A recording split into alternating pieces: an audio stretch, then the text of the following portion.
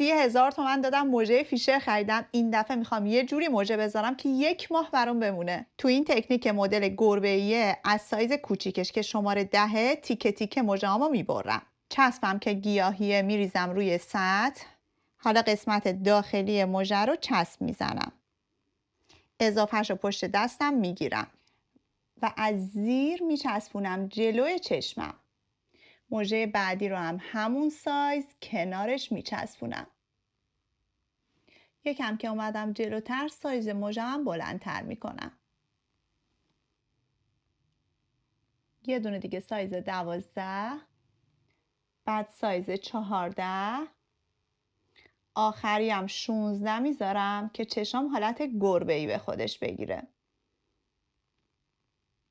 کارم که تموم شد روی چسبم سیلر میزنم. سیلر باعث میشه هم چسبم زودتر خوش بشه، حالت نوچی نداشته باشه، هم تا 1 ماه تا 40 روز این مژه ها واسم بمونه.